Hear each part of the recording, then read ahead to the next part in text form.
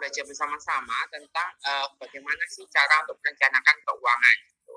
Saya mau tanya dulu nih teman-teman, siapa yang di sini pernah mengalami uangnya atau sedang mengalami uangnya itu di tengah-tengah bulan itu sudah habis? Ada yang pernah mengalami uangnya di tengah-tengah bulan itu sudah habis gitu ya? Gak apa-apa teman-teman, itu bukan sebuah sebuah dosa yang begitu besar gitu ya. Tapi ya memang itu ada suatu kesalahan yang kita lakukan.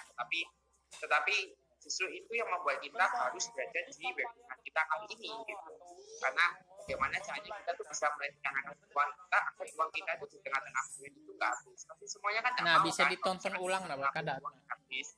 Oke. Nah sekarang ini ada 4 subtopik yang akan kita bahas hari ini teman-teman. Yang pertama adalah kenapa? Kita mulai dari why-nya. Kenapa kok kita itu harus membuat namanya perencanaan keuangan? Lalu yang kedua, kita akan belajar pengeluaran itu jenis-jenisnya ada apa aja. Yang ketiga, setelah tadi yang pertama kita belajar tentang why, kenapa. Berikutnya kita akan belajar tentang how, bagaimana sih langkah yang benar dalam melakukan perencanaan keuangan. Oke, kalau yang keempat kita akan bersama-sama tips-tips mengelola keuangan bulanan itu seperti apa. Dan poin keempat ini biasanya adalah poin yang sangat-sangat aplikatif ya. Jadi ini sangat-sangat kita berakhir biar semuanya semangat. Oke, teman-teman kita langsung masuk aja ke bagian yang pertama. Kenapa? Why? Kenapa kita harus membuat perencanaan keuangan? Ada yang pernah dengar kutipan ini nggak ya? Work hard, play hard. Pernah dengar? Nah, kalau misalkan mungkin Anda pernah dengar, menurut Anda kalimat work hard, play hard ini adalah sesuatu yang benar atau webinar kurang ini, Kak. benar? Webinar punya teman Karisna itu yang dibahas. Ya salah toh ya. Masa kalau misalkan kita tuh work hard, terus main-mainnya juga keras, kan ya uangnya habis gitu kan. Itu yang pertama. Yang kedua ya bilang kayak gini, namanya kita tuh sudah work hard, itu pelang keras-keras gitu ya. Lalu kita itu stres, kita tuh depresi. Ya, di lain sisi itu adalah hal yang benar juga. Jadi sebenarnya saya simpulkan sebenarnya work hard play hard itu bukanlah hal yang salah, tetapi hal yang membuat salah ketika kita itu work hard, lalu kita tuh play-nya tuh hard, sehingga kayak hasil kita kerja keras itu habis semua buat kita, entah itu nongkrong lah, entah itu kita itu spend buat hobi kita, entah itu buat happy ya, itu yang jadi salah. Sehingga bukan berarti saya bilang nggak boleh nongkrong ya, untuk sekarang memang nggak boleh nongkrong karena itu ya kebijakan pandemi ya. Tapi maksudnya adalah untuk memenuhi hobi kita bukan berarti nggak boleh 100% gitu ya. Boleh, tetapi Anda harus membagikan dengan baik sehingga work hard play hard ini boleh-boleh saja asalkan tidak kelewatan. Sehingga ketika kita work hard, at least lah teman-teman tuh masih bisa untuk menabung dalam jumlah yang lebih banyak, ya. Oke, nah apa sih sebenarnya perencanaan keuangan? Kenapa sih Kak kita tuh membahas tentang financial planning, gitu ya? So basically financial planning atau perencanaan keuangan itu terdiri atas 2 hal, ya, teman-teman. Yang pertama adalah mengelola keuangan, itu yang pertama. Yang kedua untuk mencapai tujuan keuangan. Ya, sekali lagi ya teman-teman ya.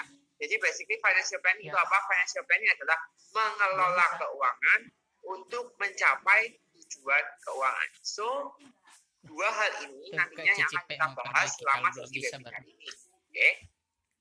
Nah, kita akan langsung masuk aja. Apa sih manfaat melakukan perencanaan keuangan itu? Jadi yang pertama, itu adalah membantu memonitor keuangan. Oke. Karena kita nggak akan bisa melakukan kalau kita nggak tahu manfaatnya apa. Membantu memonitor keuangan. Jadi kalau misalkan kita tahu cash flow kita itu buat apa, habisnya buat apa, kita itu bisa mengatur penghasilan kita agar digunakan secara cermat dan juga bijak. Jadi saya mau cerita teman-teman. Tadi untuk kasus yang uangnya habis di tengah bulan. Waktu uangnya habis di tengah bulan itu saya pun juga pernah mengalami itu kan. Terus akhirnya saya berusaha untuk oke, saya coba untuk track ini. Untuk track kira-kira habisnya karena apa ya? Ya saya itu bisa evaluasi di bulan berikutnya. Tapi waktu saya mau track, ternyata teman-teman nggak bisa. Ya, kenapa kok nggak bisa? Karena saya itu termasuk orang yang sebenarnya nggak hobi untuk mencatat pengeluaran. Sehingga by the time uang saya habis, saya tuh nggak punya list of spending atau daftar pengeluaran yang saya bisa track. Nah, terus saya coba inget kan, tapi teman-teman tahu sendiri bahwa pikiran manusia itu terbatas, ya kan? Pikiran manusia itu terbatas, sehingga ya saya ingat ini ya percuma aja gitu. Terus saya berpikir, oke lah, untuk masa depan yang lebih baik, saya akhirnya mulai mencatat. Bukan berarti, bukan berarti ketika saya sudah mencatat, uang saya nggak habis di tengah bulan. Tetap aja teman-teman, tetap habisnya di tengah bulan. Nah, cuman dengan saya mencatat, saya bisa tahu, oh uangnya ini habisnya buat apa. Ternyata saya tuh bisa mengevaluasi kan jadinya. Oh alah, ternyata uangnya tuh habisnya buat ini. Ini saya kasih tahu teman-teman ya. Jadi, saya tuh punya budget buat ngasih kado ke orang tuh Rp50.000. Oke. Lalu teman-teman, ada teman saya yang nawarin, gimana kalau misalkan kita urunan aja. Maksudnya kita tuh bisa belikan kado yang lebih besar, tapi kita tuh spendnya juga nggak terlalu besar. Saya pikir-pikir, wah ini bagus juga ya, ide yang bagus gitu. Oke. Saya ikut urunan, tapi saya merasa urunan 20.000. Jadi saya tuh merasa bahwa, oh urunan 20.000. Jadi saya ketika ditawari gitu, oke, cuma 20.000 nggak apa-apa. Cuma 20.000 nggak apa-apa. Nah, tetapi saya nggak mempertimbangkan bahwa itu sudah habis berapa gitu. Sehingga ternyata di total kado aja itu habisnya juga 100.000. Which is 2 kali budget bulanan saya untuk kado. Wow, keren ya? Itu yang pertama. Lalu yang kedua, siapa yang sering ke Alfamart dan juga ke Indomaret? Biasanya ke Alfamart dan juga ke Indomaret tujuannya buat apa? Tujuannya saya tuh buat ngambil uang di ATM, biasanya kayak gitu kan, biar nggak antri gitu kan. Nah, waktu saya tuh ngambil uang, terus saya tuh lihat ada snack, apalagi lagi lapar banget. Oke, saya ambil snack cuma 10.000 nggak apa-apa, kan? Sekali-kali. Tapi ternyata sekali-kalinya itu sekali dalam sehari, itu sama aja. Berarti kalau 15 hari aja teman-teman, 10.000 sudah 150.000. Jadi yang cuma 10.000 itu, kalau gajinya adalah 3 juta, berarti itu sudah spend 5% dari penghasilan kita. Oke, sehingga teman-teman ketika kita melakukan perencanaan keuangan, itu akan lebih mudah untuk kita untuk memonitor cash flow kita, sehingga kita itu bisa menggunakan penghasilan kita secara lebih cermat dan juga lebih bijak. Oke, sampai di sini jelas ya teman-teman ya. Jelas. Lalu yang kedua, manfaat yang kedua, mengidentifikasi dan mengevaluasi masalah keuangan.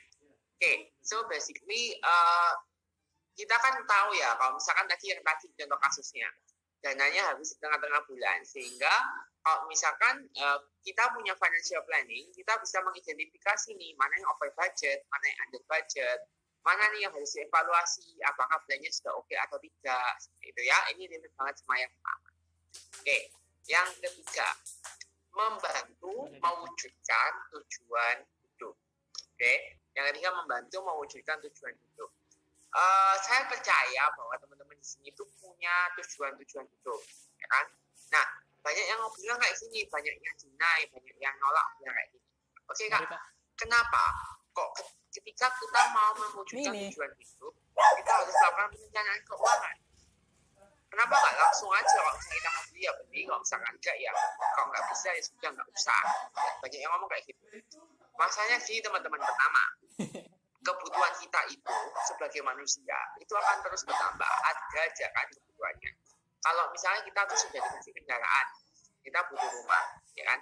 Kalau misalnya kita sudah dikasih rumah, kita butuh rumah yang lebih besar, misalnya anaknya tambah banyak. Oke? Kalau misalkan rumahnya sudah besar, nanti akan ada lagi kebutuhan, misalnya kebutuhan teknologi untuk pekerjaan lah dan lain sebagainya. Pasti ada lagi, dan selalu ada lagi.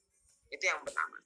Lalu yang kedua, untuk memenuhi kebutuhan itu, gaji kita, penghasilan kita itu terbatas. Betul. Ya kan? Apakah di sini ada yang penghasilannya itu unlimited? Saya mau tanya, ada nggak yang penghasilan unlimited? Jadi kalau misalkan butuh sesuatu tinggal tarik di tabungan, pasti ada. Apakah ada? Kalau kemarin saya tanya kayak gini ya, ada yang bilang kayak gini, Kak, kalau misalkan saya kayak gitu mas, saya nggak ikut webinar kali ini. Saya pikir-pikir, ya benar juga ya. Nah, saya pun juga pengen ya, kalau misalkan punya penghasilan yang unlimited, ya enak banget. Kan? Tapi masalahnya, kita semua nggak ada yang punya gaji unlimited, gitu kan. Atau nggak usah unlimited ya, saya mau tanya sekarang, siapa yang punya gajinya 1 M per bulan? 1 miliar ya, bukan 1 ember. Oke, ya, kemana dia bilang 1 ember. Oke. Ya, pasti kalau di Indonesia pun yang menghasilkan 1 M per bulan itu bisa dihitung pakai jari. Nggak ada tadi, cuma itu. Sehingga kalau misalnya kita mau beli rumah, beli kendaraan, kita tuh ya nggak bisa istilah Jawa ini tuh apa kayak sakit gitu. Kita mau sekarang, kita langsung beli sekarang, ya nggak bisa. Kita harus prepare, we have to prepare, ya, sehingga kita tuh mewujudkan tujuan hidup itu. Ya, cukup jelas ya teman-teman semua? Jelas Pak. Sekarang yang keempat, memiliki dana darurat. Nah, dana darurat itu apa sih Kak? Dana darurat adalah dana untuk keadaan darurat. Berarti ini dipakai ketika kondisinya darurat. Kalau kondisinya tidak darurat, tidak boleh dipakai. Oke. Terkadang kita itu mendarurat-daruratkan suatu kejadian untuk memakai dana darurat. Nah, ini hal yang salah, gitu ya. Nah, dana darurat ini menjadi krusial banget karena adanya momen pandemi COVID ini. Sebenarnya dana darurat itu bukan berarti ada ketika pandemi baru ada ya, nggak kayak gitu ya. Tetapi sebenarnya dana darurat ini sudah dikasih tahu sejak lama, gitu ya, tentang dana darurat ini, dan ini wajib untuk kita miliki. Nah, untuk jika Anda yang single, itu dana darurat itu yang dibutuhkan itu 3 kali pengeluaran bulanan minimal. Oke, tapi lebih bagusnya itu 6 kali pengeluaran bulanan. Kalau Anda menikah, berarti kan 2 orang nih ya.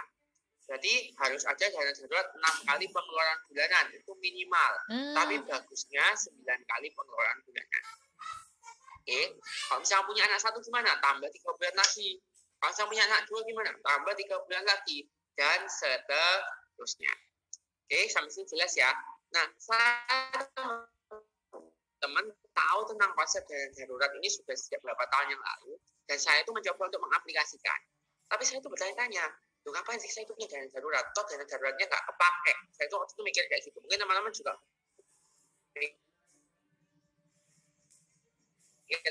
mending diinvestasikan aja kan, dapat return yang lebih besar, kan? Tapi memang kadang itu kita itu harus sadar kalau kita tuh benar-benar mengalami gitu ya.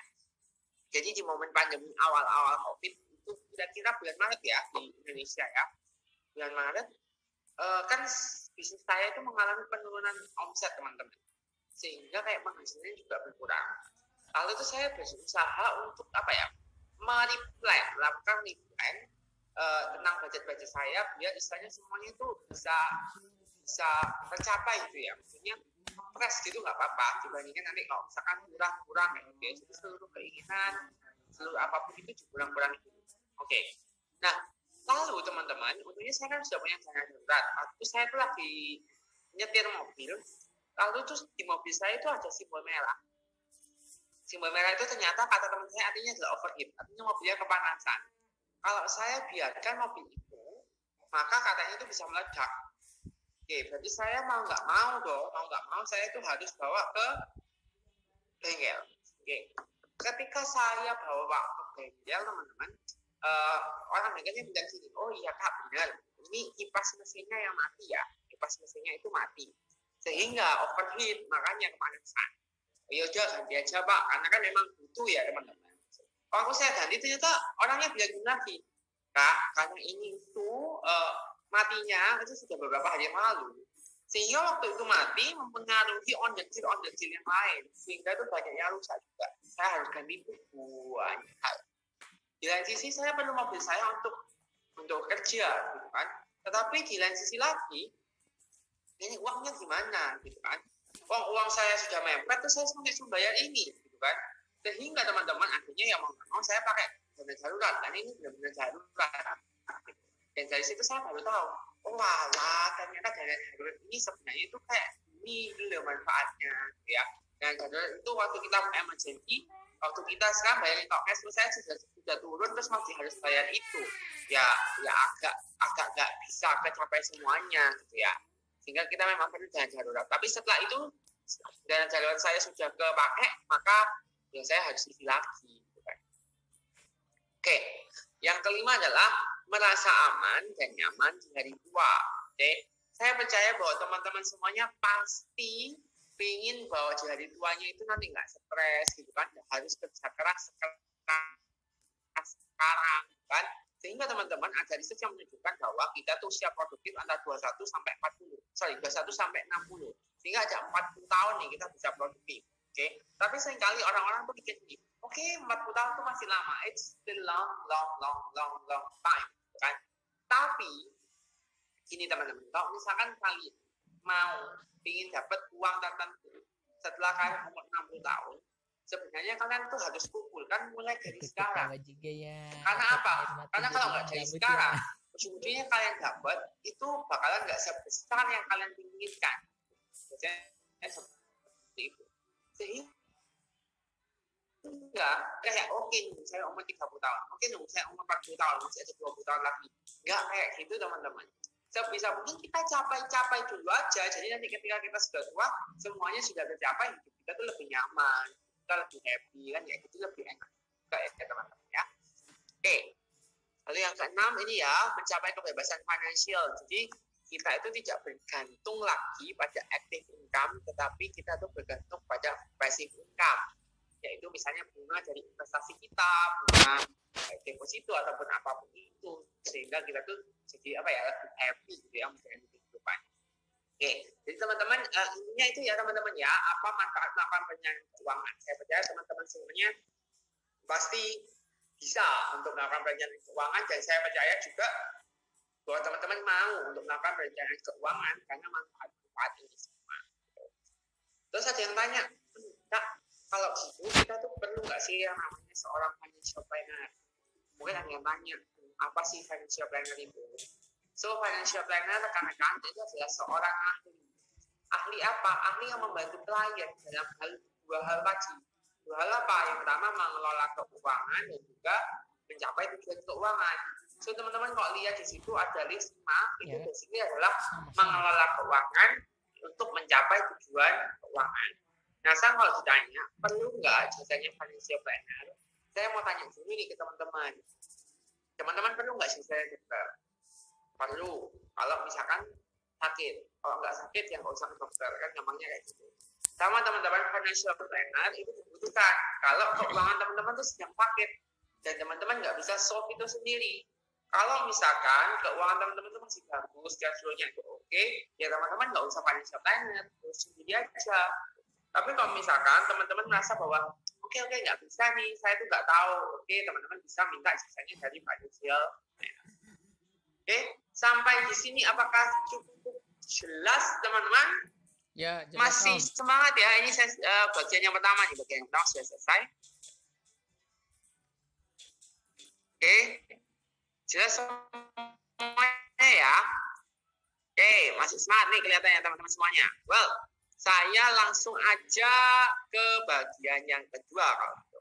Tentang apa sih jenis-jenis pengeluaran. Oke. Apa sih jenis pengeluaran? Adalah pengeluaran rutin. Pengeluaran rutin itu contohnya gini.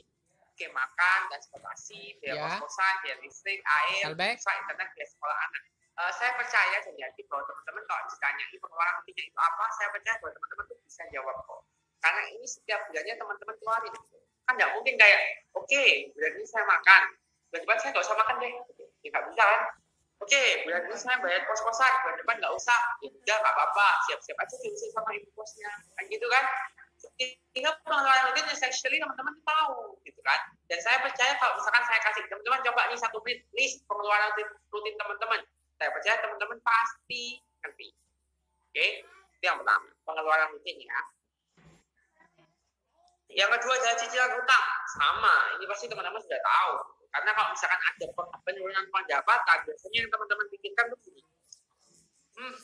Gimana ya saya itu bayar cicilan utangnya ya?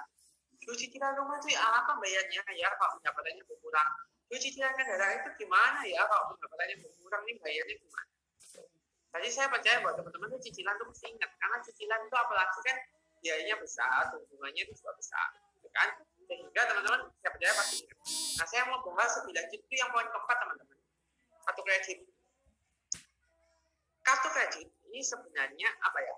Image-nya terkadang baik, terkadang buruk gitu. Padahal sebenarnya kartu kredit ini baik-baik aja.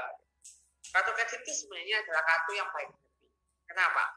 Kalau misalkan ada promo, teman-teman pakai kartu kredit bisa dapat diskon, ya kan? Yang kedua, teman-teman itu bayarnya nggak harus sekarang juga, tetapi misalnya bisa sampai di akhir bulan, sehingga uang itu masih bisa diputar, ya kan? Digunakan untuk misalnya untuk investasi dulu ataupun apa yang menghasilkan return, gitu kan? Sebenarnya kartu kredit ini baik, cuma kecenderungan kita sebagai manusia itu kadang memanfaatkan kebaikannya itu kebablasan, ya kan teman-teman? Sehingga apa? Sehingga itu sebenarnya kena sama kita sendiri, gitu. Wah, ada promo ya udah pakai kartu kredit. Wah, ada promo lagi ya pakai kartu kredit. Wah, saya katanya di tabungan masih banyak. Ya iya, masih banyak orang pakai kartu kredit belum ditagih sehingga uangnya masih ada di tabungan, kelihatannya masih banyak. Beli ini, beli itu, beli ini, beli itu. Oke, setelah tagihan kartu kreditnya keluar, jebret 2 juta rupiah. Apa nggak kaget, teman-teman? Kelihatannya saya tuh nggak keluarin itu deh. Kelihatannya itu bukan saya deh yang keluarin. Aduh, kok saya nggak sadar ya ngeluarinnya. Nah, itu hati-hati ya teman-teman ya. Kartu kredit ini sebenarnya baik kalau misalnya teman-teman bisa gunakan dengan baik, tapi kalau misalnya tidak, ya sudah, ini nggak usah pakai. Oke, sebenarnya penting nih kartu kredit untuk dapat misalnya potongan harga, tapi terkadang kita harus make sure bahwa uang kita di tabungan cukup buat bayar kartu kredit, dan setiap pengeluaran kartu kredit kita catat juga gitu. Jangan asal keluar aja kita, masa uang kita di tabungan masih banyak, sedangkan itu ternyata tagihan kartu kreditnya belum keluar. Oke. Yang ketiga, tabungan dan investasi. Ayo, tabungan dan investasi menurut teman-teman ini sama atau beda? Ada yang jawab sama, ada yang jawab beda, gitu ya. So basically tabungan dan investasi itu, kalau saya simpulkan ya teman-teman, serupa tapi tidak sama. Apa maksudnya? Nah, oke. Serupa itu maksudnya gini, kita tuh menyisihkan uang kita, itu serupanya gitu. Tapi nggak samanya gini. Kalau tabungan, uang kita itu ditaruhnya di instrumen tabungan. Kalau investasi, uang kita ditaruhnya di instrumen investasi.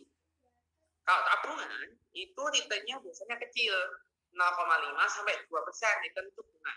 Kalau investasi, itu bisa sampai 4% ada, 6% ada, 10% ada, 15% ada, saham malah ada yang 100%. Ya. Nah, cuman kenapa kalau kita tuh perlu tabungan dan investasi? Tabungan perlu di jangka pendek. Karena lebih liquid, kita bisa ambil kapanpun. Teman-teman mau tarik ATM sekarang juga, di ATM juga bisa.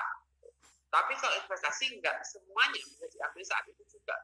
Tetapi ada yang harus kayak hari kerja atau besoknya gitu ya. Atau kalau misalkan di saham, masa kita lagi rugi terus kita ambil, gitu kan yang nggak mungkin. Ya teman-teman semua ya. Oke, semoga cukup jelas ya. Sehingga tabungan lebih ke arah jangka pendek, investasi untuk jangka panjang. Yang keempat adalah kebutuhan gaya hidup, teman-teman. Kebutuhan gaya hidup itu semacam belanja pakaian, belanja tas, skincare, gitu ya. Untuk hiburan, kalau misalkan tidak ada momen pandemi ini kayak nongkrong, melakukan hobi, ini cerita yang tadi saya lakukan juga kado, gitu ya. Itu adalah kebutuhan gaya hidup. Yang kelima, teman-teman, adalah pengeluaran sosial. Pengeluaran sosial itu contohnya adalah zakat, donasi, memberi orang tua atau keluarga. Ya. Nah, jadi saya rangkum dulu teman-teman ada 5 pengeluaran apa saja nih teman-teman. Yang pertama, pengeluaran rutin. Yang kedua, cicilan. Yang ketiga, tabungan dan investasi. Yang keempat, kebutuhan gaya hidup. Dan yang terakhir adalah pengeluaran sosial. Oke. Nah, sekarang ada yang tanya nih, Kak, kalau misalkan saya adalah sandwich generation gimana? Oke, sekarang yang dipertanyakan gini, apa sandwich generation? Kita harus tahu dulu, nggak bisa tahu kita itu melakukan terus kita itu nggak tahu apa itu, ya. Jadi kalau saya gambar sandwich, ini sandwich. Ini ada dagingnya. Benar, ini ada dagingnya.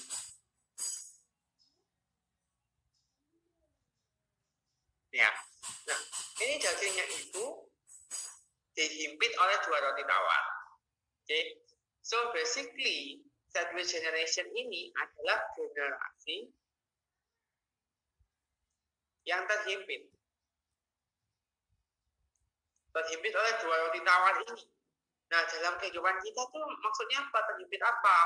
Terhimpit oleh ini, anak dan juga orang tua.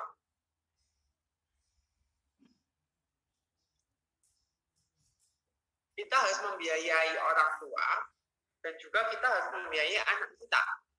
Ya, masa aja kalau misalnya kita punya anak terus bilang anak, biar kamu tuh mandiri, kamu dari umur 1 tahun kerja sendiri. Nggak ada, gitu kan? Atau kalau misalnya orang tua kita butuh sudah pensiun, nggak bisa kerja lagi dan tidak punya investasi. Ya masa kita nggak biayai? Kan otomatis kita harus membiayai mereka.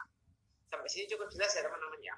That's why kalau teman-teman sekarang ada di posisi sideways generation, kenapa nggak teman-teman itu coba untuk membantu untuk investasi orang tua selain untuk investasi teman-teman sendiri, gitu ya. Atau kalau mungkin sekarang orang tuanya masih bekerja, teman-teman bisa bantu mereka untuk berinvestasi. Sehingga tujuan di sini teman-teman sebenarnya gini, bukan hanya untuk teman-teman, tetapi juga untuk orang tua teman-teman. Gitu. Karena ujung-ujungnya kalau orang tuanya oke, pendapatannya oke, punya passive income, ya itu baiknya juga buat teman-teman lagi, jatuhnya ke teman-teman lagi. Gitu ya. Jadi pembelajaran ini bisa juga disampaikan nih ke orang tua kalian. Gitu. Mungkin orang tuanya sudah umur tua kak, gimana? Ya apa-apa, tetapi kalau misalnya dia masih bekerja, punya uang, penghasilan, kenapa enggak kita ajarkan mereka untuk berinvestasi gitu ya. Lagi masih ada kesempatan ya, ayo dikejar aja waktu yang masih bisa itu, gitu ya. Nah ada pertanyaan gini loh kak, terus kalau untuk orang tua ini pengeluarannya masuk pengeluaran apa? Kalau misalkan sesekali gitu ya teman-teman, sesekali itu bisa dimasukkan aja ke pengeluaran sosial. Tapi kalau misalkan itu secara rutin teman-teman keluarkan, maka itu disebut atau dimasukkan ke dalam pengeluaran rutin. Oke, sampai sini cukup jelas ya jenis-jenis pengeluaran. Kalau misalkan jelas kan saya lanjutkan ke yang ketiga nih teman. Ke how. Bagaimana langkah melakukan perencanaan keuangan. Oke, sampai di sini masih on fire ya semuanya ya. Apakah ada yang sudah ngantuk? Oke, kelihatannya ini masih semangat semuanya. Wah, happy banget nih. Wah, pas banget nih. Berarti saya generasi terhimpit. Pas banget penjelasannya. Oke, untuk yang tanya jawab nanti saya jawab nanti ya, Kak ya. Oke. Kita lanjutkan dulu materinya biar selesai dulu. Langkah melakukan perencanaan keuangan. Dan we can talk about how-nya. Gimana kita melakukan perencanaan keuangan. Yang pertama itu gini. Tadi saya sudah jelaskan teman-teman bahwa melakukan perencanaan keuangan basically ada dua hal. Yang pertama adalah mengelola keuangan. Kedua untuk mencapai tujuan keuangan. Jadi ya, mengelola keuangan untuk mencapai tujuan keuangan. Nah, berarti kalau misalkan kita mau mengelola keuangan, kita harus punya dulu namanya tujuan keuangan. Enggak sih? Kalau misalkan kita mau pergi, terus kita tuh ke bandara, lalu kita mau beli tiket, ditanya kan, mau kemana? Saya nggak tahu sih saya mau kemana. Kira-kira ada pesawat yang mau menerima? Ya nggak akan gitu, karena mereka juga nggak tahu rutenya mau dibawa kemana gitu. Kita naik Grab atau Gojek gitu ya, mau diantar kemana kak? Sejujurnya saya nggak tahu sih pak. Coba muter-muter dulu aja pak. Nanti kalau sangat di hati ya saya akan beli di sana. Ya nggak akan mau Grabnya, Gojeknya, ya kan? Pasti nggak mau. Sehingga teman-teman kita perlu namanya tujuan. Sama halnya dengan hal keuangan, we need goal of financial goal. Gitu. Nah, karena ini menjadi suatu hal yang kritikal, gitu. Saya tuh pengen tanya ke teman-teman. Kira-kira teman-teman bisa coba dibuka ya di Q&A-nya ya. Q&A-nya coba dibuka. Saya mau tanya ke teman-teman. Survei kecil lah. Kira-kira apa yang jadi tujuan keuangan teman-teman? Coba isi ya. Saya kasih waktu 30 detik. Kira-kira apa yang jadi tujuan keuangan teman-teman? Bisa dijawab di Q&A. Kita akan evaluasi sama-sama. 30 detik gimana dari sekarang? Yuk dijawab.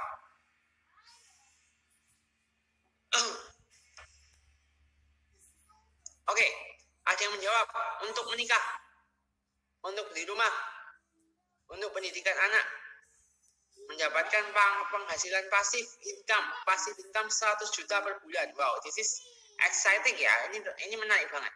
Jadi kalau misalkan mau dapat 100 juta per bulan pasif income-nya, itu kita harus hitung tuh. Berarti dari sekarang kita harus nabung berapa, lalu pokoknya harus berapa dulu, lalu nanti kita tuh harus berapa tiap bulannya yang harus kita tabung. Oke? Lalu selanjutnya untuk beli mobil, oke. Untuk biaya hidup, untuk naik haji orang tua, oke. Untuk membangun rumah, lanjut S2, wow, amazing semuanya, keren-keren semuanya. So proud buat teman-teman semuanya ya. Semoga tujuan-tujuannya bisa tercapai. Tapi saya evaluasi nggak apa-apa ya teman-teman ya. Jadi gini, saya mau tanya dulu, kira-kira tujuan keuangan itu dikatakan tercapai kalau misalkan apa? Ya? Tujuan keuangan itu dikatakan tercapai kalau kita dapat barangnya, benar kan? Saya mau beli rumah, tujuan saya beli rumah bisa tercapai kalau misalkan rumah itu sudah ada di tangan saya, benar ya teman-teman ya? Nah, kalau misalkan tahun depan saya tidak dapat rumah, berarti saya bisa tulis tujuan keuangan saya tercapai beli rumah. Sekarang saya mau tanya gini, teman-teman, kalau misalkan saya dapat rumahnya, kalau misalnya teman-teman dapat rumahnya itu di umur 80 tahun, apakah itu artinya tujuan teman-teman tercapai apa? Perencanaan Menurut teman-teman tercapai nggak tujuan keuangannya? Dapat rumah tapi di umur 80 tahun. Tercapai dong. Kenapa? Karena tujuan kita cuma beli rumah. Kapanpun itu kita dapat rumahnya, berarti tujuan kita tercapai, gitu ya. Tapi pertanyaannya gini, siapa yang mau baru dapat rumah di umur 80 tahun? Nggak ada kan? Ya ampun Kak, siapa yang mau dapat rumah di umur 80 tahun? Ya kalau bisa ya tahun depan lah, 22 tahun lagi, 5 tahun lagi, itu masih make sense lah Kak ya. Nah, tapi masalahnya tujuan kita tadi bilangnya cuma beli rumah. Kapanpun kan ya nggak masalah. Gitu ya. Sehingga teman-teman untuk menyusun tujuan keuangan, basically, tujuan keuangan teman-teman tadi itu basically itu bagus-bagus gitu ya. Tetapi kita kurang lengkap aja. Jangan jadi dalam menyusun tujuan keuangan kita tuh harus ini teman-teman. Smart. Ya, kita harus smart. Apa maksudnya smart kan? Smart itu ini specific, measurable, relevant, attainable, relevan, dan time bound. Ya, specific, measurable, attainable, relevan, dan juga time bound. Nah, spesifik maksudnya apa? Oke, beli rumah. Measurable. Sekarang saya mau tanya, beli rumah yang berapa? Rumah banyak. 200 juta ada, 300 juta ada, 500 juta ada, 1M ada, 2M ada, 10M ya ada. Gitu kan? Berarti harus terukur dong, beli rumah yang seperti apa, harganya berapa. Sekarang saya ke time bound dulu yang T. Kapan? Oke, 5 tahun lagi Kak. Oke, beli rumah, harganya 500 juta 5 tahun lagi. Sekarang misalnya DP-nya 30%, berarti 150 juta ya. Untuk 5 tahun, berarti 60 bulan. Jadi tiap bulannya saya harus menyisihkan 2.500.000 rupiah. Saya jadi pertanyaannya gini, kalau gaji Anda 10 juta, nabung 2.500.000 tiap bulan, oke enggak? Oh, oke, nggak apa-apa, masih 25%. Karena cicilan maksimal 30%. Oke, masih oke. Berarti attainable. Tapi kalau gajinya 4 juta, nyicil 2,5 juta, waduh ya nggak masuk ini ya. Itu sudah berapa? Lebih dari 50% sendiri. Benar ya? Berarti not attainable. Berarti kita harus restrukturisasi dong. Restrukturisasi gimana? Oke, kita harus ganti. Jangan yang 500 juta lagi. Tapi misalnya, oke, rumah yang 400 juta aja deh. Gitu ya. Atau waktunya jangan 5 tahun lagi, tapi 6 tahun lagi. Gitu ya. Agar attainable. Nah, ketika nggak attainable, kita ganti measurable kita, itu harus relevan. Jangan kita ganti kayak, oke 500 juta, tapi karena itu nggak make sense, itu kayak saya nggak mungkin, maka saya, oke deh, saya ganti aja, saya beli rumahnya yang 50 juta aja. Saya mau tanya sekarang, emangnya rumah 50 juta masih ada? Gitu. Kalau misalnya ada pun mungkin dalam hitungan jari itu bisa dihitung gitu, harganya segitu gitu ya. Karena jarang sekali sekarang kan harga yang rumahnya harganya segitu, rumah yang harganya segitu gitu kan. Sehingga teman-teman dalam menyusun laporan tujuan itu kita harus smart ini, spesifik, measurable, attainable, relevan, sama time bound. Oke. Jadi contohnya beli Iya. rumah Kita mengimbangi. harga 500 juta 5 tahun lagi, di mana JP yang saya bayarkan adalah minimal 2.500.000 per bulan. Itu adalah tujuan keuangan yang smart. Sehingga kita tahu nih kita harus jalan kemana, langkah kita harus apa, apakah investasi, investasi di mana, gitu ya. Jadi basically ada orang yang bilang investasi biar cepat kaya. Oke, itu nggak salah gitu. Tapi basically yang lebih benar adalah investasi itu menyesuaikan dengan tujuan keuangan kita. Kalau misalkan kita merasa bahwa kita butuh return yang nggak terlalu besar-besar amat, ya kita ngapain investasi di yang besar-besar juga, karena apa, resikonya tinggi gitu. Tapi at least kita harus bisa memenuhi tujuan keuangan kita. Oke, semoga cukup jelas ya. Sekarang yang kedua, setelah kita tahu tujuan kita juga harus tahu dong kita sekarang lagi di posisi mana. Oke Pak, saya mau ke Jakarta, tapi saya tuh nggak tahu sebenarnya itu saya di mana gitu. Abang Gojek, teman-teman juga nggak ngerti itu di mana. 15. Ya terus mau lewat mana gitu? Kalau nggak ada Google Map, nggak ada guidance-nya, ya otomatis nggak akan bisa jalan. Tahu tujuannya, nggak tahu di mananya gitu. Nah, tahu di mananya itu caranya gimana? Yaitu dengan membuat daftar pemasukan dan pengeluaran bulanan. Nah, ini yang harus teman-teman pakai, teman-teman, hal yang harus teman-teman lakuin gitu. Teman-teman nggak akan bisa coba menentukan jalannya kalau nggak ada daftar pemasukan dan pengeluaran. Nanti di poin keempat saya akan ajarkan ke teman-teman bagaimana cara mencatat pengeluaran agar konsisten. Ya, pemasukannya dicatat semua, pengeluarannya dicatat semua, dan dibagi-bagi berdasarkan pos-pos. Pos misalnya pos kesehatan, pos transportasi dan lain sebagainya, gitu ya. Food and beverage itu dibagi per pos. Nah, setelah tahu daftar pengeluaran kita, teman-teman, baru kita melakukan atau perencanaan anggaran. Kita tentukan persentase anggaran itu berapa, gitu ya. Ada dua metode, 50-30-20 dan juga metode diferensi. Sebelum saya lanjutkan, kita akan voting bersama-sama. Silakan Kak Alika untuk memimpin votingnya. Oke, sekarang kita akan ada voting nih teman-teman. Oke. Nah, silakan teman-teman untuk vote ya. Jadi di sini ada pertanyaan dalam metode 50-30-20. Jika pendapatan saya tiap bulan 3.500.000, berapa jumlah anggaran kebutuhan yang sebaiknya saya gunakan? Silakan teman-teman isi. Selagi mungkin saya mengingatkan ya teman-teman, jadi teman-teman tidak perlu untuk chat hadir di Q&A karena tadi masih banyak ya yang chat hadir. Jadi untuk absensi itu sudah otomatis ya teman-teman.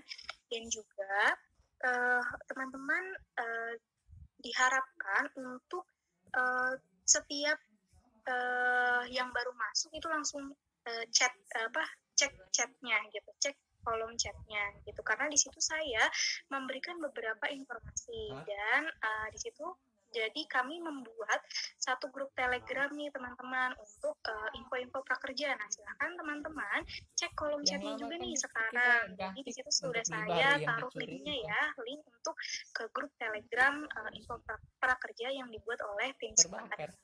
Jadi biar teman-teman tidak ketinggalan info nih tentang prakerja, teman-teman bisa untuk masuk grupnya. Oke, mungkin kita tunggu 1 menit lagi ya, teman-teman, untuk vote-nya.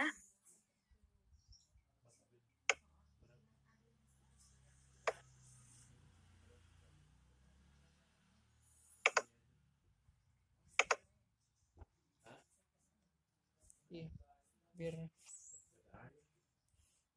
kita tidak bisa ngapa-ngapain, ngocet juga tidak bisa. Iya, mending biar ganti punya Pak Paulus toh. Iya. Pasti sudah. Ini pengeluaran harus ada dana darurat.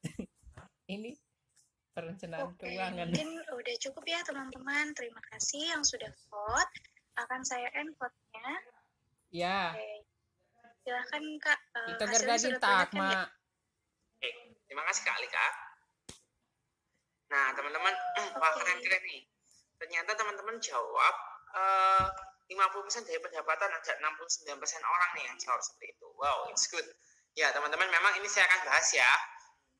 Jadi untuk menentukan rencana anggaran persentasenya, teman-teman tuh bisa pakai metode 50-30-20. Jadi kayak kebutuhannya itu 50%, keinginannya itu 30%, dan tabungannya itu 20%. Nah, tapi ini teman-teman bisa dibalik kok.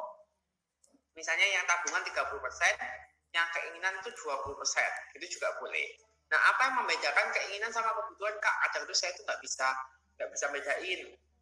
Kadang saya merasa bahwa ya keinginan sih sebenarnya, tapi itu ya saya butuh gitu kan. Nah, basically gini, kalau kebutuhan kita harus ada bulan ini juga. Gitu. Iya. Tapi kalau keinginan coba, kalau masih ditunda masih bisa atau enggak? Gitu. Kalau Kesonya masih ulang bisa, tahun. berarti itu keinginan. Gitu ya. Udah selisih Sehingga 1 hari. kebutuhan 50%, kalau saya sih prefernya tabungan yang 30%, keinginan yang 20%. Gitu ya teman-teman ya. Nah ini bisa, nanti saya akan kasih contoh soalnya, misalnya contoh aplikatifnya. Nah, lalu ada juga metode differentiasi. Nah ini teman-teman catat ya, bisa catat karena ini menurut saya bermanfaat sekali. Jadi differentiasi itu siapa? Differentiasi adalah seorang financial planner terkenal di Amerika. Beliau itu suka membuat konten-konten broadcasting terkait personal finance dan sangat-sangat luar biasa gitu isi kontennya. Nah salah satunya adalah beliau itu menentukan anggaran maksimal tiap pos-pos pengeluaran. Jadi kalau misalkan pengeluaran sosial itu maksimal 10%, kalau tabungan itu maksimal 10%, kalau makan maksimal 15%, kayak gitu-gitu. Jadi teman-teman, nanti ketika teman-teman menyusun anggaran, teman-teman bisa, kalau misalkan bingung, bisa berpatokan pada inilah, at least sebagai gambaran ya. Jadi kalau misalkan, pengeluaran sosial maksimal 10%, kalau misalkan makan maksimal 15%, kalau tempat tinggal maksimal 25%, dan seterusnya. Nah, yang sering jadi pertanyaan juga ini teman-teman. Kak, tabungan itu kok dibatasi sih? Kok tabungan maksimal 10%, bukankah kita itu harusnya menabung sebanyak mungkin? Gitu. Tadi saya sudah jelaskan ya teman-teman, apa bedanya tabungan dan juga investasi. Nah, kalau misalkan tabungan itu bunganya kecil gitu, makanya kita itu kalau misalkan di tabungan hanya untuk hal-hal yang jangka pendek, yang emergency aja gitu. Sisanya kita taruh aja di investasi. Kalau takut resikonya, ada kok investasi yang bebas resiko. Ya, ada investasi yang bebas resiko. Oke, nah ini contoh aja teman-teman. Oke, pengeluaran sosial ini 5%. Jadi ya teman-teman ya, karena maksimal pengeluaran sosial 10%, jadi masih masuk akal. Makan maksimal 15%. Oke, makan iya benar nih metode differentiasi, makanya 15%. Transportasi 10% maksimalnya, ini 10%. Ya, jadi aman ya. Jadi ini berdasarkan metode differentiasi ini masih memenuhi syarat lah, istilahnya seperti itu. Oke. Sampai sini jelas ya. Selanjutnya yang keempat, langkah melakukan perencanaan keuangan. Oke, langkah yang keempat, yang pertama tadi menentukan tujuan ya. Yang kedua kita buat daftar pemasukan dan pengeluaran. Yang ketiga adalah menentukan rencana persentase anggarannya. Yang keempat sekarang kita mencatat pengeluarannya. Oke, mungkin teman-teman mikir bahwa juga repot aja, saya harus catat-catat tuh repot banget gitu kan. Tapi saya mau kasih sebuah fakta. Kalau teman-teman sehari-hari masih bisa buka Instagram, scrolling Instagram, ya kan? Atau teman-teman tuh masih bisa buat video TikTok, ngepost TikTok, scrolling TikTok, atau teman-teman mungkin masih bisa bales chat WA dari teman-temannya, dari grup-grup teman-temannya, gitu ya. Maka teman-teman masih bisa juga nyatet pengeluaran. Karena nyatet pengeluaran itu tidak selama melakukan yang tadi saya sebutkan. Mungkin banyak yang tanya, nggak lama apanya Kak, saya itu masih harus mikir tadi keluarnya buat apa, terus saya masih catat dan lain sebagainya. Itu kan lama banget, sudah bosen lagi lihat angka-angka. Nah, teman-teman nggak usah bingung, teman-teman tuh bisa ada handphone sekarang ya kan. Dengan handphone ini teman-teman bisa catat semuanya di handphone. Setiap teman-teman itu ada transaksi, langsung aja dicatat teman-teman. Dan teman-teman ada aplikasi buat nyatet pengeluaran. Teman-teman bisa catat lewat sini nih. Bisa download ya setelah ini ya kalau belum punya. Spendy atau Money Lover. Oke. Spendy atau Money Lover. Sampai sini cukup jelas ya teman-teman ya. Nah, di Spendy ini kalian tinggal catat aja berapa pengeluaran Anda. Setelah itu nanti akan diklasifikasikan langsung untuk food and beverage berapa. Oh, untuk transportasi itu berapa, gitu ya. Nah, ini teman-teman bisa download langsung. Oke. Itu di Android atau iOS itu ada. Oke, selanjutnya yang kelima, melakukan evaluasi di akhir bulan. Setelah kita nyatet pengeluaran, kita kan punya daftar masalah pengeluaran, terus dikasih persentase anggarannya. Setelah itu kita catat pengeluaran kita, langsung dievaluasi. Kira-kira sudah oke atau enggak, gitu ya. Saya mau sharing dengan apa yang saya lakukan setiap bulan, teman-teman. Jadi saya mau buka Excel saya ya. Saya kasih contoh.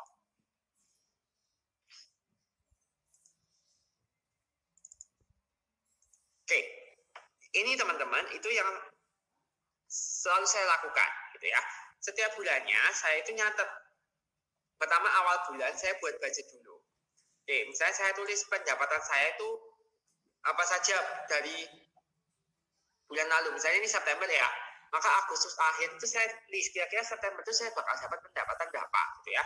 Atau pendapatan saya Agustus itu saya gunakan untuk pengeluaran September itu bisa juga. Misalnya nih, EKB-nya 5 juta.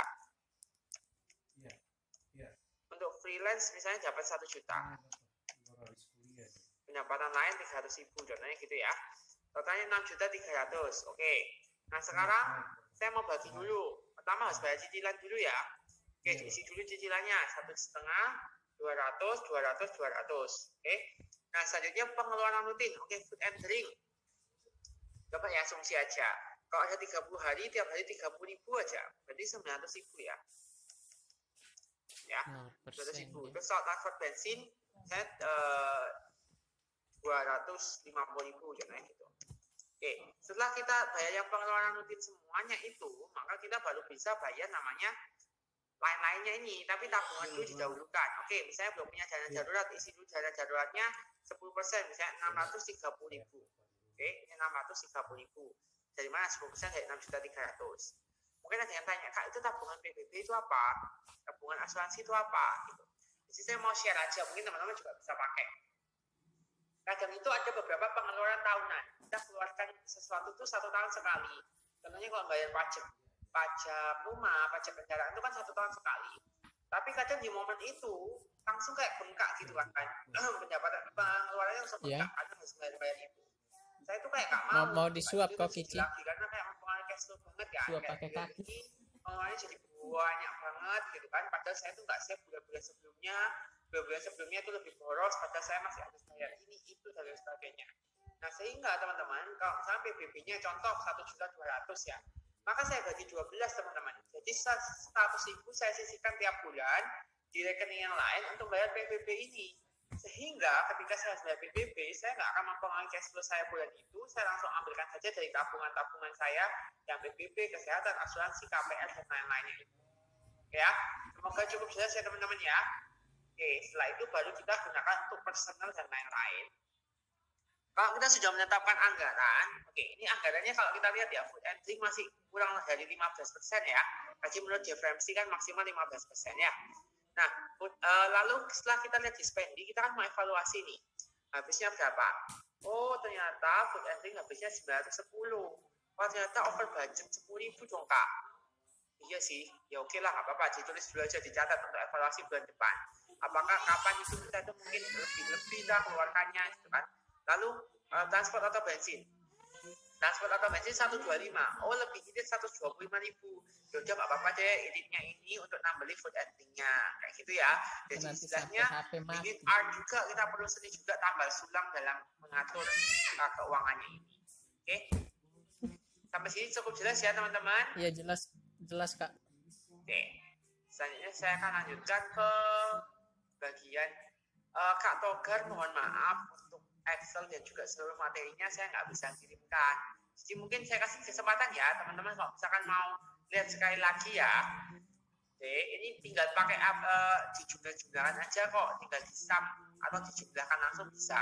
Tinggal tambah kurang aja. Coba teman-teman mungkin mau catat sekilas, saya kasih 30 detik mungkin ya untuk cepat ditulis dulu. Oke.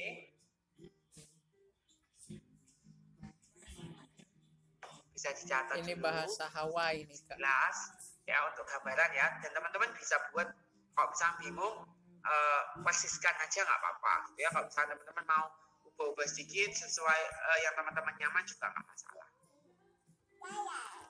Itu pengetahuan rumusnya gimana ya Kak untuk bagian persentase. Jadi untuk persentase tinggal saya gini, C2 ini ya misalnya ya 900.000 dibagi 6.300.000 ya. Sama yang ini ya 250.000 dibagi 6.300.000. Ya ini juga sama ya, berarti ini berapa nanti dibagi 6.300.000 gitu ya. Sip, kita scroll ke bawah. Oke. Ini saya kasih kesempatan buat nyatet dulu ya.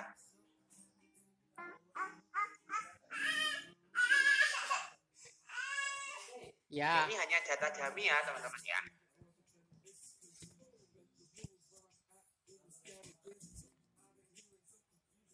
Oke, ini contohnya kalau misalkan ya biaya tahunan saya ini contoh nih 4.800.000 ini saya pura-pura ya kasih 4.800.000. Berarti tiap bulan saya harus transfer 400.000 ke tabungan lainnya, gitu ya. Nih untuk yang tidak dari atas, yuk bisa di. Sudah cukup ya rekan-rekan ya, saya lanjutkan materinya ya. Oke, semoga bermanfaat nih Excelnya nih. Oke, nice semuanya. Sebelum kita ke latihan, ini bagian yang terakhir. Tips mengelola keuangan bulanan. Oke, jadi mengelola keuangan bulanan, teman-teman, yang pertama adalah pisahkan pemasukan ke masing-masing pos. Ini tadi yang sudah saya katakan ya, dipisahkan masing-masing pos. Beli sendiri, terus transport sendiri, terus apalagi cicilan sendiri, gitu ya, dimasukkan masing-masing pos. Lalu yang kedua, langsung bayar cicilan atau tagihan sesegera mungkin. Kalau saya biasanya itu setiap tanggal 1 saya bayar.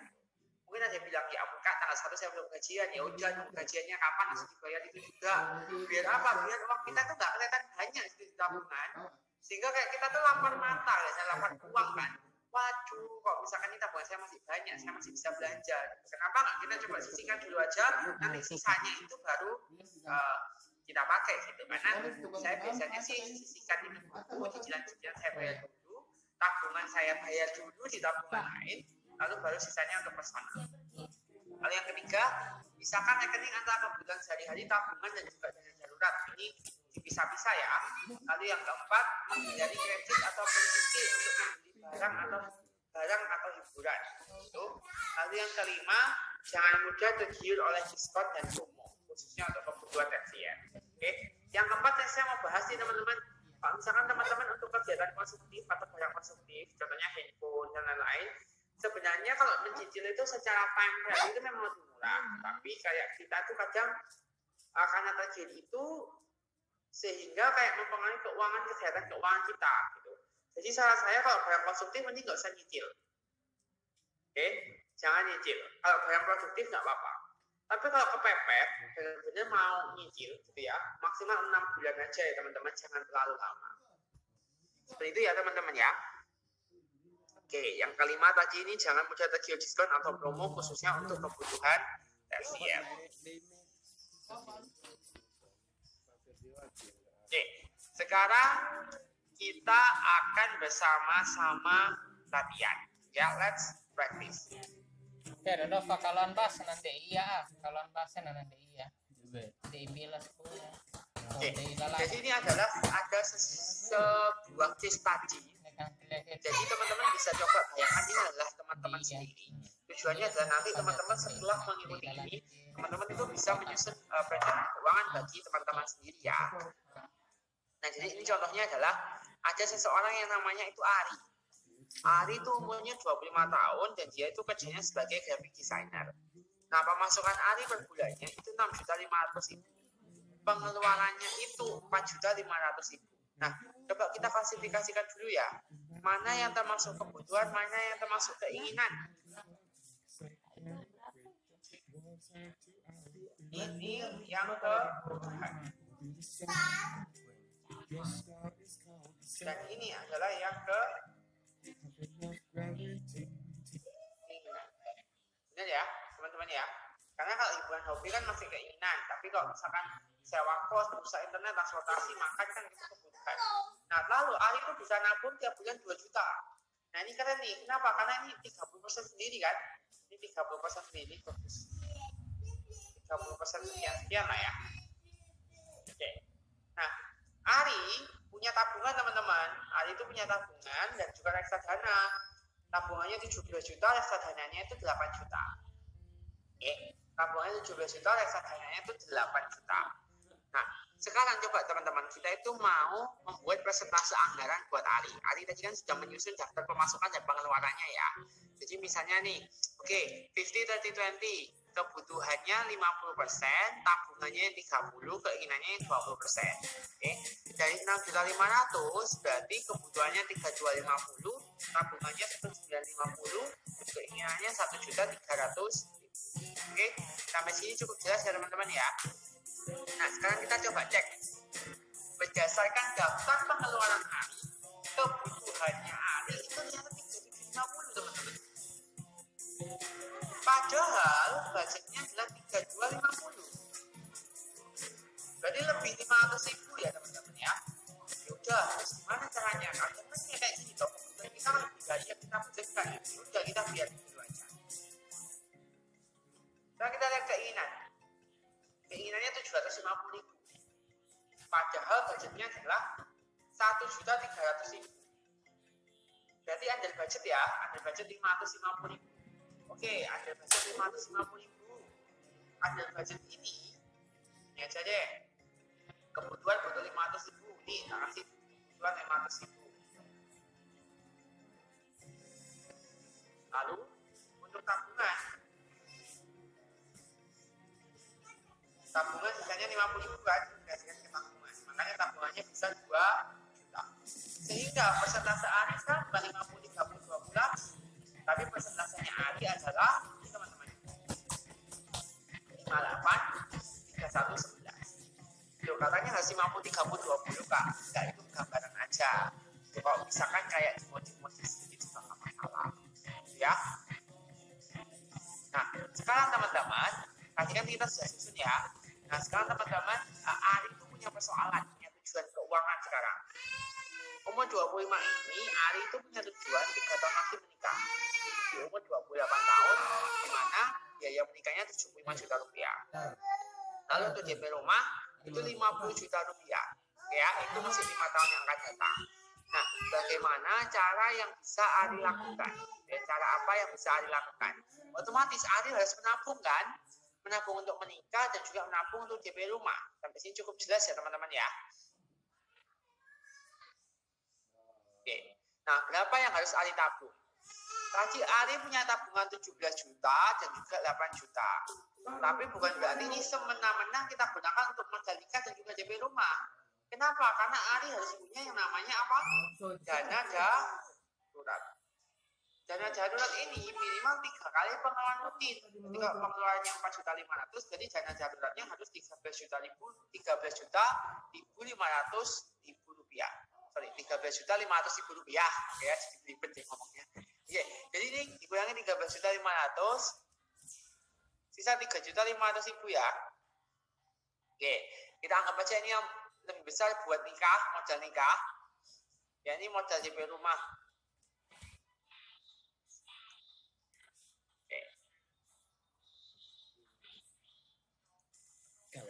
Nah, modal menikah, modal saat ini itu 8 juta. Ya, sadana lagi kan. Berarti kekurangan dananya 75 juta dikurangi 8 juta. Itu adalah 67 juta rupiah. Oke. Berarti Ari harus nabung kan 3 tahun. Berarti 67 juta dibagi 36. Jadi 1.862. Ya, sampai sini jelas ya teman-teman ya. Sekarang untuk DP rumah nih. Untuk DP rumah 3.500.000 sudah dipunyai, kekurangan dananya 50 juta dikurangi 3.500.000, berarti 46.500.000 rupiah. Berarti tiap bulannya Ari harus nabung 46.500.000 dibagi 60. Jadi ya teman-teman ya, 775.000. Berarti satu bulannya Ari itu harus nabung 1862 ditambah 775. Jadi ya teman-teman, kalau kita jumlah, ini jumlahnya adalah 2.637. Oke, mungkin teman-teman bilang kayak gini loh, Kak, tadi lo nabungnya itu cuma 2 juta, ini 2637. Ya udah, berarti kita tuh harus nambah dong tabungannya, nggak bisa cuma 2 juta. Caranya gimana? Oke, keinginan sama makannya dikurangi dulu. keinginannya bisa sih dikurangi ya, maksimal 250 ya kak ya, jadi cuma 500.000 sisa saya, oke. Makannya dikurangi 200.000, sudah kak, kalau misalnya kurang dari 800.000 saya nggak tahu makan apa, gitu contohnya gitu ya, nambah 200.000, berarti tabungannya saya jadi 2450, masih kurang kan ya teman-teman ya. Tapi kadang di momen kehidupan ini kita harus menghadapi hal seperti ini kan. Kita tuh sudah ngepres-ngepreskan, sudah dimepet-mepetkan, tapi tetap kurang. Terus gimana nih? Cara pertama adalah tambahlah penghasilan Anda, gitu kan? Carilah peluang-peluang baru. Tapi cara yang kedua apa? Cara yang kedua adalah teman-teman bisa untuk kreatif dalam mengatur atau melakukan financial planning ini. Caranya adalah kan gini, nikah dulu atau DP rumah dulu. Kalau dalam kasus ini kan nikah dulu, berarti Ari bisa gini aja 2450 ini, lalu yang 1.800.000 full dikasihkan ke bagian nikahnya ini, ya ini ke bagian nikahnya. Sisanya baru DP rumah. Mungkin ada yang tanya, kalau itu kan DP rumahnya cuma 588 karena nggak cukup. Berarti kan DP rumahnya nggak tercapai. Nikahnya kan tercapai, tapi kan masalahnya sih setelah Ari nikah, kan Ari itu nggak harus nabung 1862 lagi kan? Karena kan dia sudah menikah. Nggak mungkin kan, oke saya sudah menikah pertama, besok saya mau planning lagi untuk menikah kedua, kan ya nggak mungkin kan? 1862 ini baru akan dibagi lagi. Oke, karena sudah menikah pengeluaran bulanannya jadi bertambah. Jadi mungkin 500.000 diambillah buat tambahan pengeluaran bulanan. 1.300.000-nya dibuat DP rumah. Tapi ya sebenarnya cukup jelas ya. Sehingga DP rumahnya itu tertambali oleh biaya menikah atau tabungan menikah 2 tahun setelah dia menikah. Ya teman-teman ya. Sehingga dia bisa DP rumah. Oke, sampai ini jelas ya teman-teman ya. Ini memang kreativitasnya seperti ini. Jadi sehingga Aris kayak gini, kebutuhannya 54%, tabungannya 38%, dan juga keinginannya adalah 8%.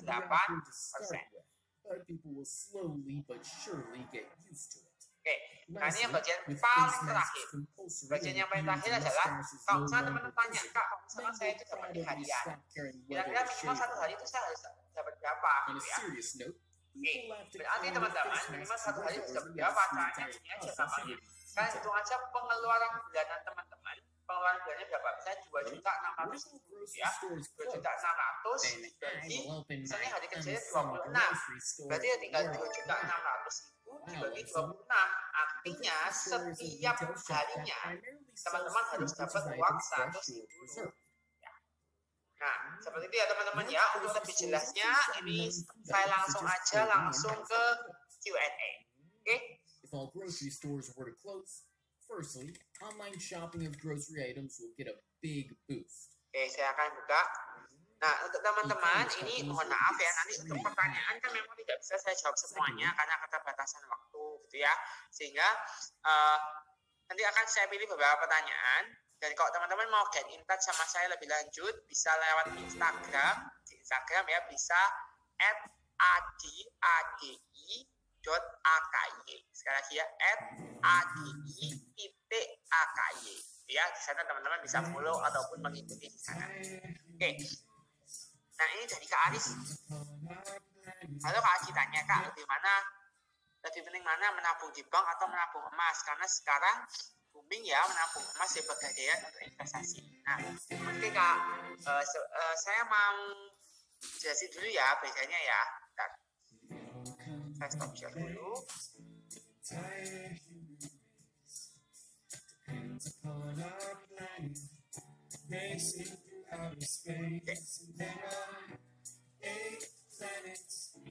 Oke. Menabung di bank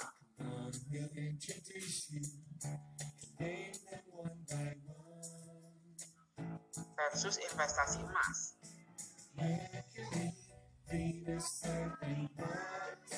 Gini Kak, tadi saya sudah katakan ya, menabung tidak sama dengan investasi. Oke. Kalau misalkan menabung di bank, ini lebih tujuannya Kak, kalau misalkan Kakak buat untuk dana darurat dan juga untuk tujuan jangka pendek.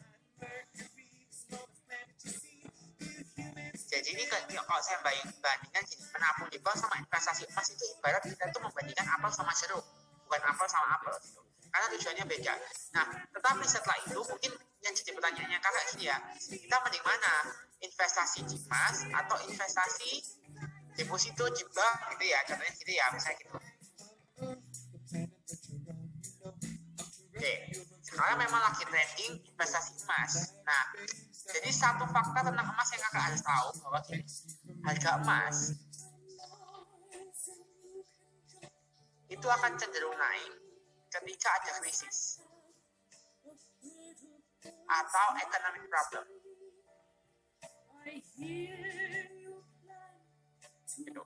Kenapa? Karena waktu krisis orang-orang tuh pengen yang aman-aman aja. Akhirnya orang-orang itu misalnya investasi di emas, gitu ya. Sehingga permintaan emas ini naik. Sehingga harganya itu semakin tinggi. Gitu. Nah, sekarang kita akan bahas kalau misalkan masalah investasi itu relate-nya masalah resiko. Oke, sekarang untuk resiko dulu. Kalau misalkan deposito, itu dia pasti bakal naik. Misalnya saya katakan resikonya itu 0. Benar ya? Tapi kalau emas itu secara jangka panjang selalu naik. Oke, secara jangka panjang selalu naik. Tapi tanya gini. Iya Kak ya. Jadi kalau misalnya saya tarik garis, ini naik. Cuman fluktuasinya ini resikonya yang tinggi. Gitu. Jadi tergantung. Kalau misalkan gini, sekarang saya mau tambah lagi Kak. Saya kasih tambahan instrumen investasi lagi. Instrumen reksadana. Pasar uang. Reksadana karena macamnya ada banyak. Ada reksadana pasar uang. Kalau reksadana pasar uang itu kayak gini juga. Mungkin ada geronjalan tuh sedikit aja. Resikonya bisa dikatakan 0. Oke. Nah sekarang investasi deposito itu bunganya 4%. Reksadana ya resikonya hampir sama dengan deposito, 6% sampai 7%. Oke. Kalau emas ini sih saya belum lihat angka realnya ya berapa, karena itu kan fluktuatif gitu ya. Tapi menurut saya sekitar 9 sampai 9%-an bisa ya emas ya untuk rata-ratanya seperti itu. Cuman resikonya emas ini memang lebih tinggi gitu ya.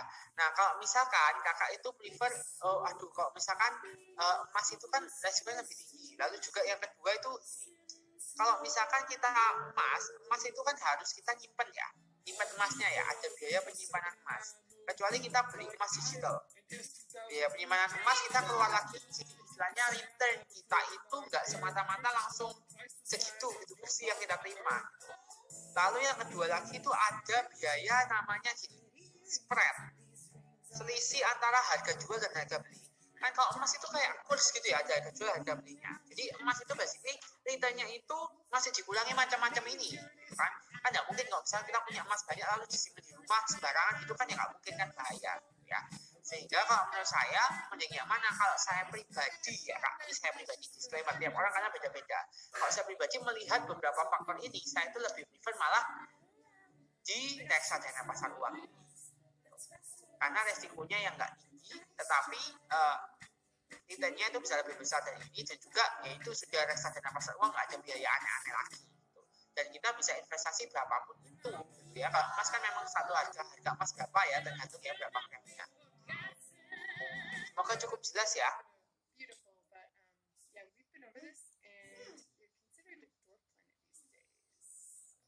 Ya, sebenarnya pas exam kan ada pertanyaan tentang menabung dan investasi, jadi jawabannya adalah yang kamu jawab pas exam. Oke. Selanjutnya dari Kak Momon, itu sudah saya jelaskan ya barusan ya, penghasilan itu penghasilan minimum harian sudah saya jelasin ya barusan ya Kak ya. Kak Sulaiman, aplikasi untuk rekomen merancang keuangan kita dalam 1 bulan. Mungkin nggak ada sih aplikasi yang merancang keuangan dalam 1 bulan, tetapi lebih ke arah mencatat pengeluaran kita dan juga pemasukan ya Kak. Tadi sudah saya jelaskan tentang spending. Oke. Kak Anan Darmawan, bagaimana cara investasi yang bagus? Oke. Gini Kak, ini kan pertanyaannya investasi yang bagus. Investasi.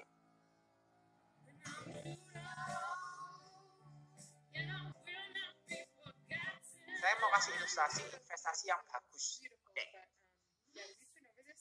Menurut saya, misalnya ada orang A. Orang A bilang gini, oke, menurut saya investasi yang bagus itu di saham, karena saya itu bisa dapat return yang tinggi. Saya kemarin bisa dapat return 30% dari saham. Itu orang A. Orang B, saham saya itu rugi. Menurut saya sih saham itu ya nggak bagus. Menurut saya mending reksadana pasar uang aja, naik terus semuanya.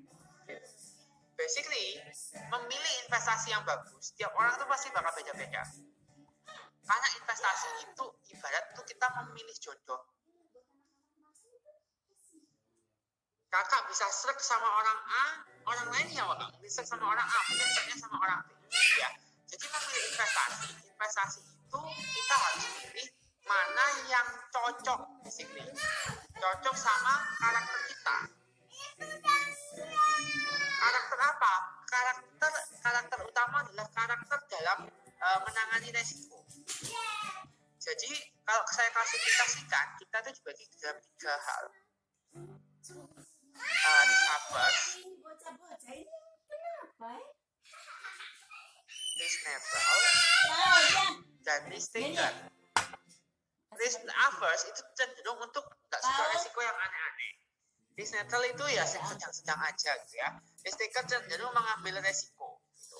Kalau misalkan Anda adalah risk averse, menurut saya investasi yang bagus itu di reksadana pasar uang atau obligasi, gitu ya. Kalau reksadana pendapatan tetap itu lumayan, cuma agak beresiko sedikit. Ini beresiko sedikit. Kalau risk neutral, Anda bisa investasi di yaitu di reksadana campuran, peer-to-peer lending itu bisa, sama saham blue chip bisa. Tapi kalau risk taker, Anda bisa di saham dan instrumen-instrumen lainnya ya, ada namanya forward, future, derivatif lain-lainnya ya. Nah ini adalah beberapa investasi yang bagus yang mana? Menurut saya itu yang ini ya.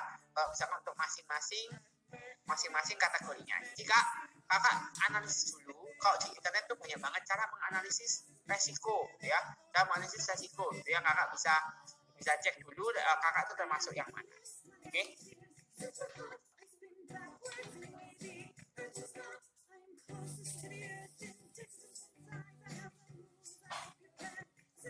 Selanjutnya, bagaimana cara mengatur keuangan di tengah pandemi? Wow, that's a good question dari Kak Siti ya.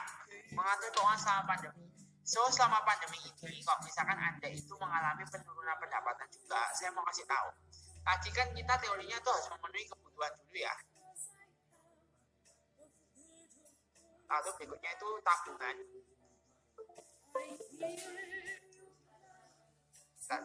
Macam ini. Oke, tabungan atau investasi. Baru keinginan. Nah, di momen pandemi ini kita coba list dulu aja Kak, kebutuhan kita apa. Oke ya, jadi kita coba buat daftar dulu list. Kebutuhan kita itu apa? Sama cicilan-cicilannya ya. Cicilan-cicilannya kita list dulu. Oke, lalu sudah di list, contohnya ya, ini kita gajinya 3 juta. Ternyata setelah di list, ini totalnya adalah 2.700.000. Oke, lalu berarti kan kita sebenarnya bisa nabung 300.000. Ini ya Kak ya. Nah, aplikasinya, ini nggak mesti harus pandemi juga ya. Aplikasinya, langsung kita transfer dulu, cicilan-cicilan ini transfer dulu. Yang kedua, tabungan investasinya kita transfer dulu. Oke, sisanya kebutuhan lain-lain yang ketiga. Oke, sampai sini cukup jelas ya. Nah, momen pandemi seperti ini, itu cara ini sebenarnya bukan hanya momen pandemi, tapi setiap momen apapun kita harus seperti ini ya. Kita buat list dulu. Oke, masih cukup buat nabung. Ternyata setelah tabungannya ini jangan ditambah-tambah sendiri ya. Oke, setelah itu baru kita melakukan ini, bayar cicilan, bayar tabungan investasi dulu, baru kebutuhan. Oke, itu yang pertama. Nah, momen pandemi itu seperti apa cara mengatur keuangannya? Basically, kalau misalkan untuk momen pandemi, cash flow is the key. Kita itu tujuannya, kalau di momen pandemi itu lebih ke arah ini, teman-teman. Survival. bertahan gitu. Kalau misalkan memang di momen pandemi ini kebutuhannya mepet semuanya, teman-teman bisa kok ulangi untuk tabungan investasinya. Atau bahkan jujur, secara jujur-jujur saya harus bilang bahwa kalau misalnya memang nggak bisa nabung di momen pandemi ini, ya sudah nggak apa-apa. At least kebutuhan kita semua tercapai. At least saja, itu maksudnya kebutuhan sehari-hari kita bisa tercapai. Karena gini, kalau misalnya kita nggak bisa bertahan sekarang, itu akan mempengaruhi kita ke depan-depannya. Gitu. At least teman-teman, tidak usah kita mengandalkan pinjaman, tambahan pinjaman. Jangan seperti itu. Ya, at least apa yang kita dapatkan sekarang cukup untuk memenuhi kebutuhan kita sehari-hari. Gitu ya. Jadi mengatur keuangannya yang pertama, diatur semepet-mepetnya, kos-kosnya dikurang-kurangi. Itu yang pertama. Lalu yang kedua, kalau misalnya kita merasa pendapatan kita berkurang atau pendapatannya itu kurang bagus, kenapa nggak kita coba cari kesempatan baru? Kita mentransformasi mindset kita dari yang kita mungkin pikir, oh pendapatan saya berkurang maka saya harus seperti ini. Kita mentransformasikan mindset kita menjadi kayak gini. Oke, karena pendapatan saya berkurang, berarti mungkin hari kerja saya juga bakal berkurang atau waktu saya punya lebih banyak. Sehingga saya harus cari peluang di momen ini agar saya bisa memperoleh pendapatan lebih lagi. Jadi kita bukan sekedar istilahnya give up on the condition right now, tetapi kita tuh berusaha untuk memanfaatkan peluang-peluang yang ada di momen-momen seperti ini. Ya, apakah contohnya? Misalnya kita beli aja barang terus kita jual lagi, gitu kan? Barang-barang yang simpel-simpel aja, makanan-makanan kecil, gitu kan? Kita untuk seminggu berbarang, tapi kalau misalnya ada berapa barang itu kan ya lumayan, ya kan? Itu yang pertama.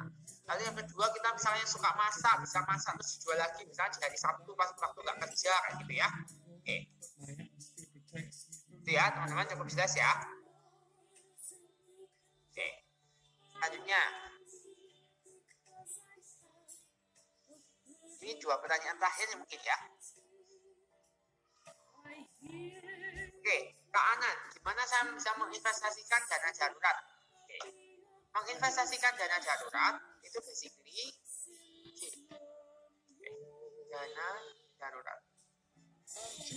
Kalau saya pribadi sih dana darurat itu di tabungan Kak. Dan reksadana pasar uang.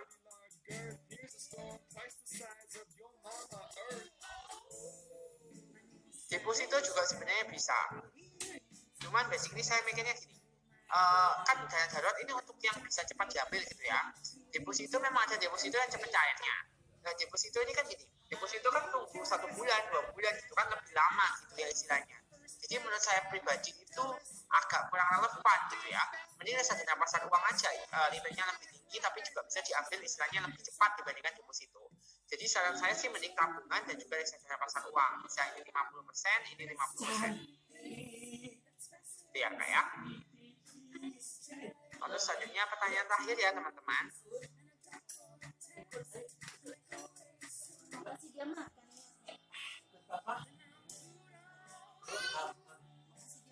Oke, Kak saya kan mau kebeli usaha dan saya join sama teman. Kira-kira pembukuan yang baik itu seperti apa? Oke, maksudnya mungkin cara pembagian keuntungannya ya.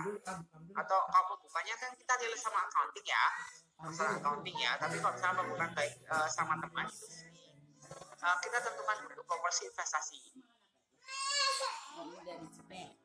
Misal ya Kak, misalnya ini orang A sama orang B. Oke, ini 60%, ini 40%. Jadi kalau butuh modal, saya modalnya 5 juta gitu ya. Jadi yang A ini bayar 3 juta, yang B ini bayar 2 juta. Ini untuk modal awal. Jadi jelas ya Kak ya. Oke. Nah, lalu kita kan mengalami operasional. Ketika kita mengalami operasional perusahaan ini, sebisa mungkin kita itu menggaji diri kita sendiri. Gitu. Kalau misalkan A sama B sama-sama kerja, ya sama-sama kerja di perusahaan itu, ya atau sama-sama ngurus, oke, kita gaji. Oke, yang A dikasih gaji, misalnya oke, kita sepakat ya, gaji saya 500.000, ini contoh aja. Gajinya B 500.000 juga. Oke, kok sama, ini kan 60-40. Gaji itu berdasarkan pekerjaannya Kak, tingkat pekerjaannya, gitu ya. Ini berdasarkan pekerjaannya. Jadi tidak tergantung pada modal. Nah setelah dihitung ternyata profitnya, nanti ada profitnya misalnya 3 juta. Oke, profitnya 3 juta nih ketemu setelah bayar gaji dan biaya-biaya lainnya ya, profitnya 3 juta. Profitnya 3 juta, oke. Yang 1 juta disimpan dulu aja buat kas perusahaan.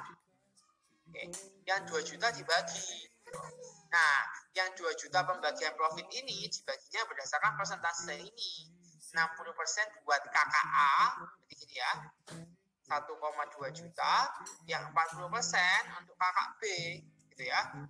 Ini adalah 0,800 nih. Ini ya, cara mungkin pembagian keuntungannya. Nah, kalau akuntansinya Kak, akuntansinya rumit ya, kita harus belajar dulu namanya jurnal umum, lalu buku besar, sampai akhirnya nanti belajar tentang laporan keuangan. Itu ya Kak ya, mungkin bisa ambil kelas terkait yang finance for UMKM itu Kak. Oke.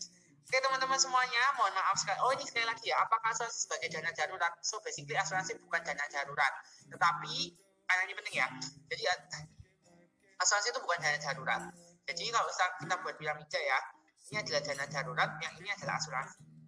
Jadi kita harus punya dana darurat dulu, baru kita ikut asuransi. Gitu ya. Karena asuransi ini basically untuk membatasi kita agar kita itu tidak jatuh miskin istilahnya karena masalah-masalah kesehatan. Gitu ya. Lalu baru setelah ini kita investasi. Oke, ini saya jawab sekilas ya Kak ya. Nah, oke teman-teman semuanya, terima kasih banyak. Mohon maaf kalau misalkan banyak pertanyaan yang masih belum bisa saya jawab karena kendala waktu. Sekali lagi kalau misalkan teman-teman mau get in touch sama saya, teman-teman bisa di Instagram itu juga bisa @aji.akai ya teman-teman. Nah, teman-teman juga saya mau berpesan juga bahwa sebenarnya yang sudah kita pelajari ini itu adalah financial planning itu 20% teori yang sudah kita bahas, tadi ada aplikasi-aplikasinya juga, dan 80% itu sebenarnya adalah aplikasi dan juga konsistensi gitu ya. Sehingga teman-teman setelah mengikuti webinar ini, saya harap teman-teman tuh bisa langsung yuk untuk mengaplikasikannya. At least teman-teman bisa melakukan 3 hal: menentukan tujuan keuangan yang smart, langsung catat pengeluarannya dan mulai membuat plan, dan yang ketiga adalah konsisten dengan plan tersebut. Tetap semangat belajar terus, semoga teman-teman mendapatkan manfaat yang paling maksimal dari webinar ini. Terima kasih banyak, silakan Kak Alika untuk melanjutkan. Oke, terima kasih banyak Kak Adi atas penjelasannya. Oke nih teman-teman, jadi untuk selanjutnya saya memiliki rekomendasi kelas nih buat teman-teman semua. Jadi bagi teman-teman yang mengikuti